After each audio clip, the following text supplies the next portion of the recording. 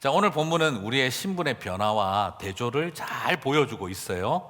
Before and after가 명확하게 이렇게 대조되고 있습니다.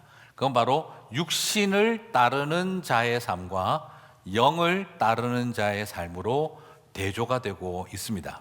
그래서 육신의 일을 생각하는 사람과 영의 일, 하나님의 일을 생각하는 사람으로 대조가 되고 있습니다.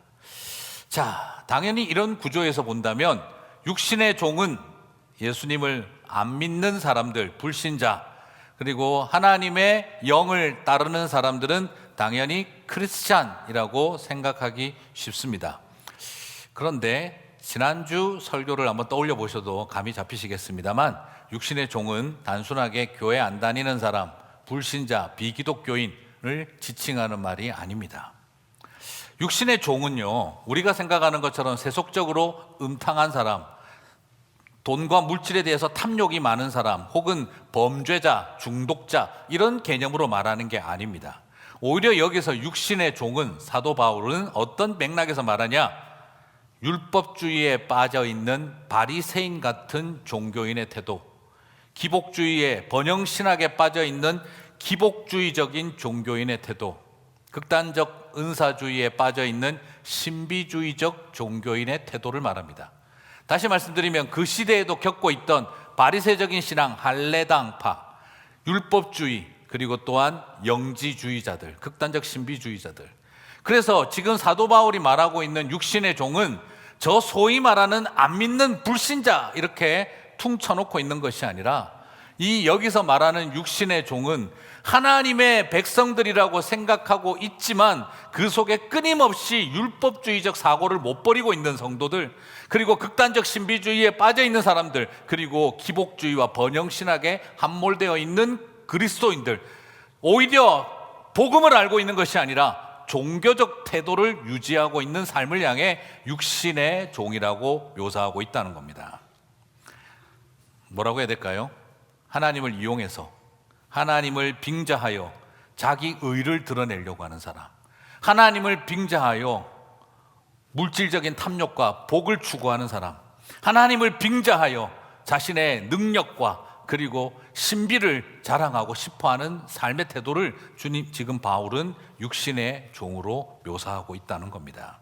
말 그대로 예수님이 말씀하신 것처럼 어떤 사람들이냐, 저 안 믿는 이방인들, 이런 개념이 육신의 종이 아니라 상석에 앉기를 좋아하고 남들이 다 보는 데서 드러내어 큰 소리로 기도하기를 좋아하고 중언부언하여 똑같은 말 계속 길게 기도하기를 좋아하고 스스로 금식하는 표정을 지으며 티를 내기를 좋아하는 바리새적인 신앙을 육신의 종이다라고 말하고 있다는 겁니다.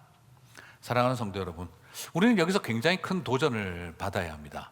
내가 교회 다니면 난 당연히 하나님의 종, 영적인 종이겠지, 우리는 그렇게 쉽게 생각해 버리는데 결코 그런 뜻이 아닙니다.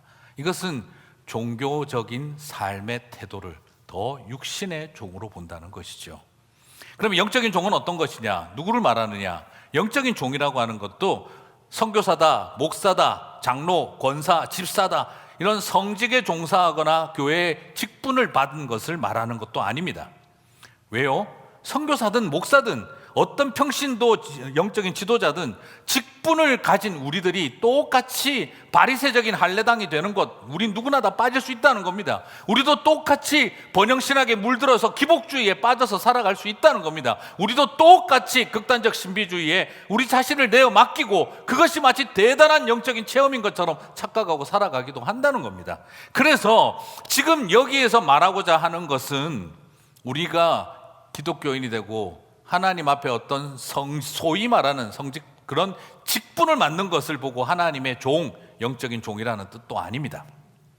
그럼 영적인 종은 뭐냐?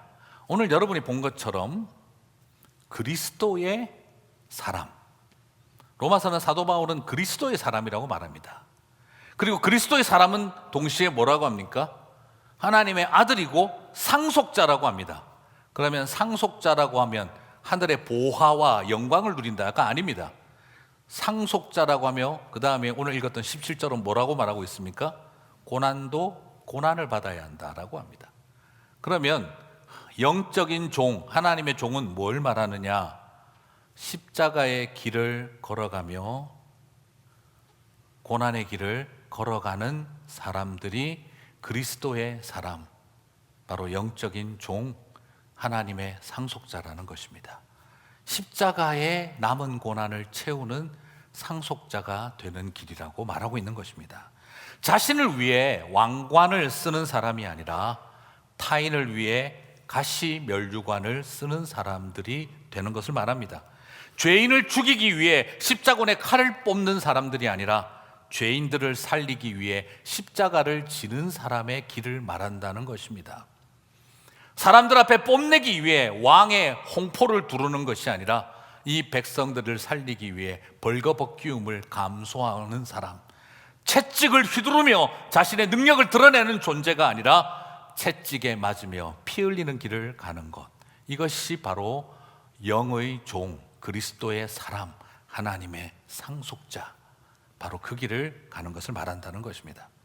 자신의 욕망을 위해 하나님을 이용하는 길이 육신의 종이라면 그리스도의 사람은 하나님을 위해 자신을 사용하도록 내어드리는 길, 그것이 바로 영의 종의 길이다라고 말씀하고 있는 것이죠. 자, 그런데 바울은 참 독특하게도 이것이 분명히 육신의 종의 반대 개념이면 영의 종인데, 그런데 영의 종이라는 개념을 내포하고 있음에도 불구하고 좀 다르게 묘사를 합니다. 로마서 8장 14절을 같이 읽어볼까요? 같이 읽겠습니다. 무릇 하나님의 영으로 인도함을 받는 사람은 곧 하나님의 아들이라. 육신의 종과 대조를 시키며 하나님의 영의 종이라고 표현하지 않고 하나님의 영으로 인도함을 받는 사람은 뭐라고요? 하나님의 종이 아니라 하나님의 아들이라고 이야기를 합니다. 자, 여기서 굉장히 중요한 도전은요, 로마서는요, 이방인 출신인 이들을 노예로부터 해방시켜서 평민이 되게 만드는 것이 목표가 아니라는 겁니다. 노예를 해방시켜 평민 만드는 것이 하나님의 하시는 일이 아니라 그들을 하나님의 아들이 되게 하고 하나님의 딸이 되게 하는 일, 하나님의 자녀가 되게 하는 일이 바로 영의 역사가 일어나는 것입니다. 여러분 꼭 기억하시기를 바랍니다. 노예 같은 나를 해방시켜 평민되게 하시는 것이 하나님의 계획이 아니라 하나님은 더욱 높은 기대를 갖고 계십니다. 노예처럼 살아왔던, 죄의 노예로 살아왔던 저와 여러분을 해방시켜서 왕 같은 제사장을 넘어 하나님의 딸, 아들이 되게 하신다는 것입니다. 이방인 출신인 이 죄의 노예가 해방되어 하나님의 백성의 자리에 들어가는 것만도 대단한 일인데 하나님의 아들 되게 하고 하나님의 상속자가 되는 축복을 주신다는 것입니다. 이것이 예수 믿는다는 이야기가 준 우리에게 특권입니다. 그렇죠? 참된 회복은요, 위에 주인만 달라지는 게 아니에요. 내가 바뀌는 겁니다. 만약 주인만 바뀌는 거라 그러면은요, 일본 춘추 전국 시대 때 사무라이들이 싸우고 백성들은 여전히 그 상태에 있는 거예요. 뭐죠? 우리 성주 바뀌고 주인 사무라이들끼리만 싸우고 나는 그냥 늘 노예고 농민인 거예요, 그냥. 그래서 뭐라고 합니까? 어젯밤에 싸웠는데 성주가 바뀌었대. 그럼 뭐죠? 옛날엔 내가 죄의 종이었는데 지금은 뭐 서로 예수님이 하고 서로 사탄하고 싸워가지고 내가 하나님의 종이 됐대, 이기셔가지고. 지금 여러분 이런 수준의 이야기가 아닙니다. 지금 여기서 말하고 있는 건 육신의 종에서 주인, 위에 있는 주인만 바뀌어서 다시 하나님의 종으로, 세상 잡신들과 귀신들의 종으로 살다가 이제는 신의 하나님의 종이 됐다, 이 수준을 말하는 게 아닙니다. 뭐라고 말하고 있는 거죠? 하늘도 바뀌었지만 나도 변화시키셨다는 겁니다. 육신의 종에서 하나님의 종이 되는 게 아니라 하나님의 딸, 아들이 되겠다라는 겁니다. 주인만 육신에서 하나님으로 바뀐 것이 아니라 내가 노예에서 아들과 딸로 변화되었다라고 말하고 있는 것이죠. 저는 이것을 믿습니다. 하늘만 바뀐 게 아니라 나도 바꾸셨다라는 것이죠. 그렇습니다.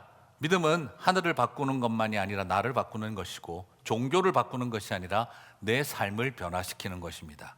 주종 관계라고 하는 사회적 차등으로부터 우리를 또 다른 차등으로 이끌어가는 것이 아니라 하나님과 우리의 관계를 부모와 자녀라고 하는 관계적 존재의 자리로 저와 여러분을 이끌어간다는 것입니다.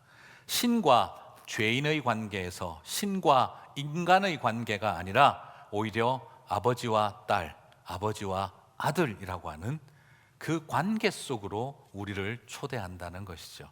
예수 믿으면 어떤 일이 일어납니까? 여러분이 관계적 존재가 된다는 것입니다. 그 은혜를 누리시게 되기를 축복합니다. 그런데 더 놀라운 것은 항상 성경은 내가 생각하는 것보다 항상 한 단계 한 단계씩 더 나갑니다. 그리고 나서 우리를 입양을 하셨는데, 아들이 되게 하셨는데, 딸이 되게 하셨는데, 그런데 이것을 뭐라고 묘사하고 있냐 그러면 로마서 8장 15절을 읽어보겠습니다. 같이 읽을까요? 너희는 다시 무서워하는 종의 영을 받지 아니하고 양자의 영을 받았으므로 우리가 아빠 아버지라고 부르짖느니라. 자, 여러분, 이제 우리가 그냥 단순히 그죠? 노예로 있다가 주다 벤허처럼 제독님을 구하는 덕택에 그 집에 양자가 되는 수준이 넘어 완전히 상속자가 되는 길을 가는데, 그래도 여전히 어떻습니까? 종으로 있던 종된 녀석, 종된 기집아이를 데리고 와서 이제 그냥 아들, 딸로 그냥 불러와서 집에 끼워둔 자식 취급하는 정도가 아니라 아예 뭐로 본다고요? 너는 나를 이제 아빠라 해도 된다라고 한다는 겁니다. 여러분, 제가 입양을 해본 친구한테 한번 들어봤습니다. 입양한 아이가 제일 힘들어하는 게 뭡니까? 아빠라고 불러보는 거 제일 힘들어합니다. 엄마 하는 거 굉장히 어려워합니다. 얼마 전에 유튜브 영상을 봤는데 스텝파더에게 당신은 내 아빠라고 하는 그것 때문에 아버지가 펑펑 우는 것을 본 적이 있고, 그 아이도 그게 그렇게 어려워하는 걸 본 적이 있습니다. 우리는 잘 알고 있습니다. 태어난 자녀가 아빠, 엄마 하는 것은 쉽지만 입양된 아이가 내가 어떤 상태에서 온 거 다 아는데 아빠, 아버지라고 부르는 일은 결코 쉽지 않습니다. 그런데 지금 하나님이 뭐라고 하고 있다는 거죠?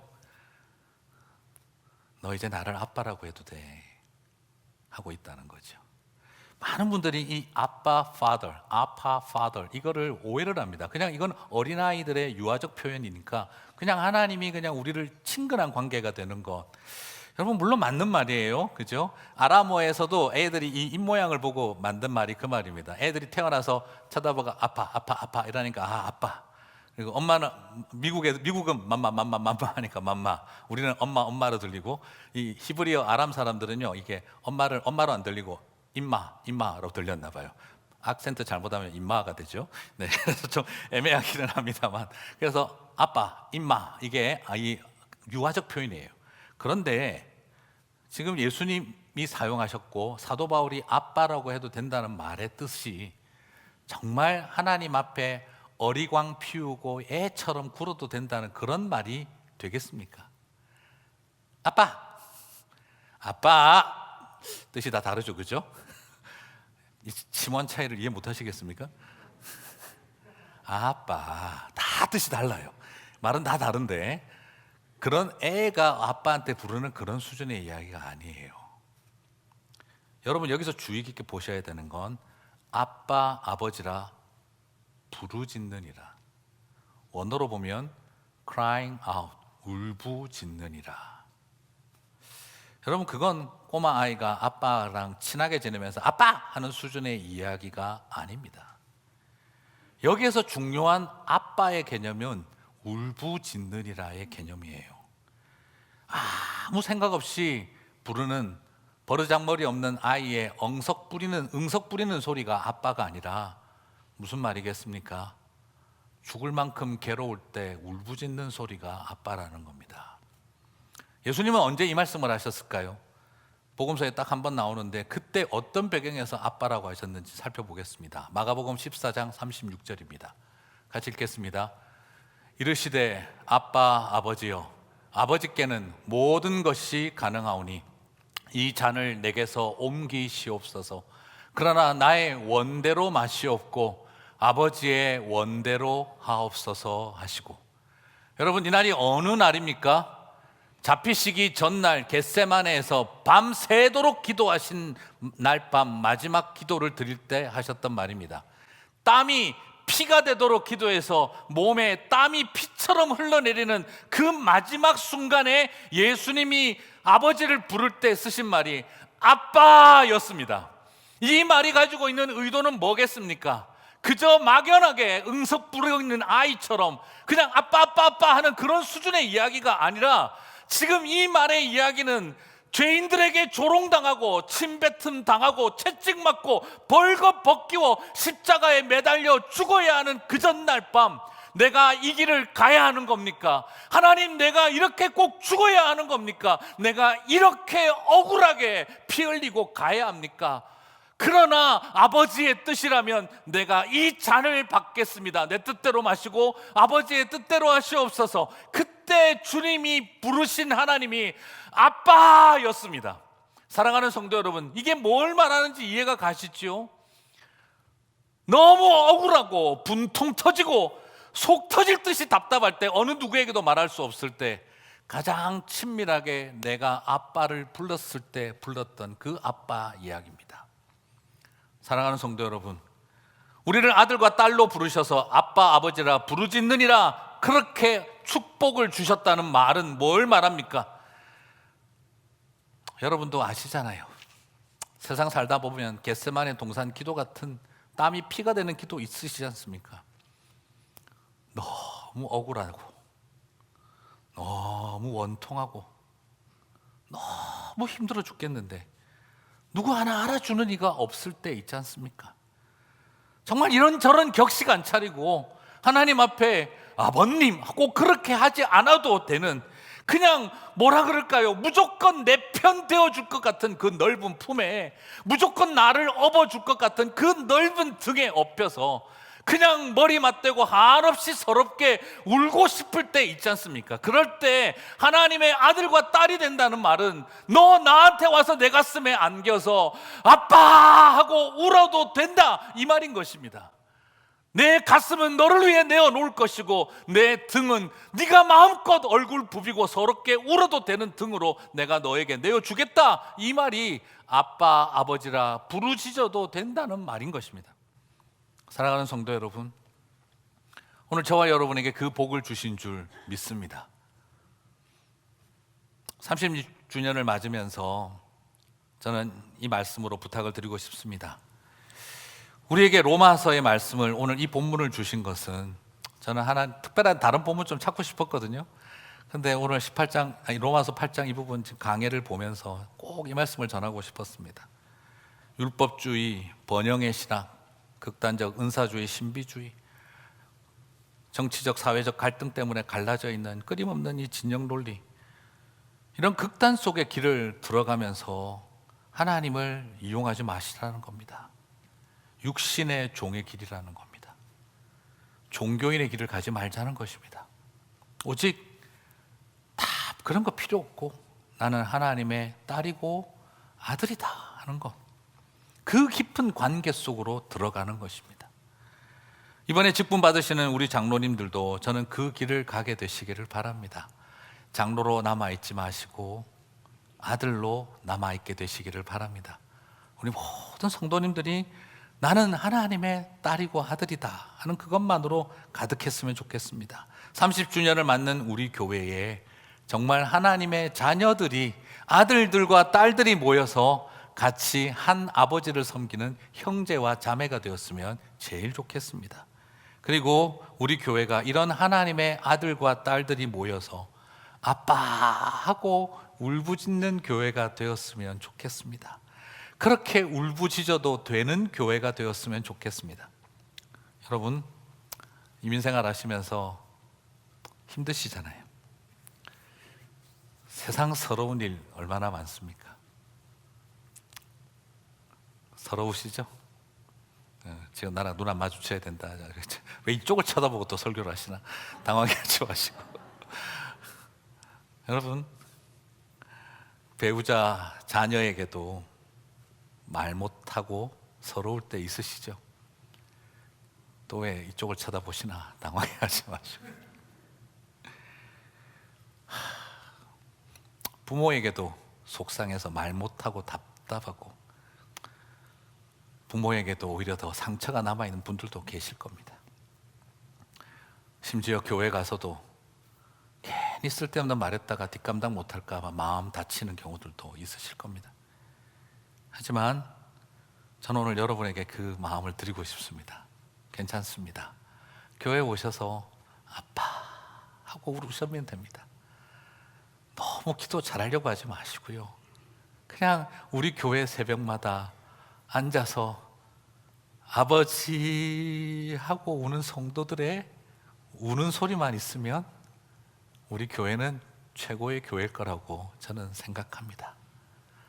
30년 된 우리 교회 뭘 또 더 바랄 게 있겠습니까? 그저 여기에 와서 아버지 하고 울어도 되는 교회. 그래서 아들과 딸들이 모여 아빠 찾으면서 우는 교회가 되면 저는 그것으로 충분하다 믿습니다. 우리 김영재 선교사님 돌아가실 때 하나님 내 영혼을 받아 주십시오 하시고 난 다음 혼자 나지막하게 엄마 하셨다 그러더라고요. 그게 지금 어린애가 응석 부리는 소리겠습니까? 저는 그 마음을, 저는 그게 오늘 우리가 하나님 앞에 나아갈 때 주님 말씀하신 거예요. 아빠라고 불러도 된다. 양자의 영으로 어답션이 된 저와 여러분에게 하나님 말씀하십니다. 내 아들 예수가 아빠 했던 것처럼 너희들도 나에게 아빠 해도 된다. 오늘 그 은혜가 저와 여러분 가운데 넘치고 우리 교회가 아빠 찾는 자녀들이 모인 곳이 되기를 축복합니다. 예전에 제가 한번 읽어드렸던 시를 다시 한번 나누고 싶습니다. 김영현님의 울꽃이라는 시인데요, 같이 한번 읽어보실까요? 할머니 어디 가요? 예배당 간다. 근데 왜 울면서 가요? 울려고 간다. 왜 예배당 가서 울어요? 울 데가 없다. 1970년대 80년대 초반 시골에서 올라와서 사는 게 서러웠던 많은 사람들이 자식들 쳐다보고 손주 쳐다보고 가족들 쳐다보니 울 수가 없어서, 울 곳이 없어서 교회를 갔다고 합니다. 왜요? 울 데가 없어서. 교회는 울 수 있는 곳이니까. 저는 우리 교회가 그런 울 때가 되었으면 좋겠습니다. 울 곳 없는 사람들이 울 곳이 되게 되었으면 좋겠습니다. 아빠 찾는 소리로 가득한 우리 아버지의 집이 되기를 주님의 이름으로 축복합니다.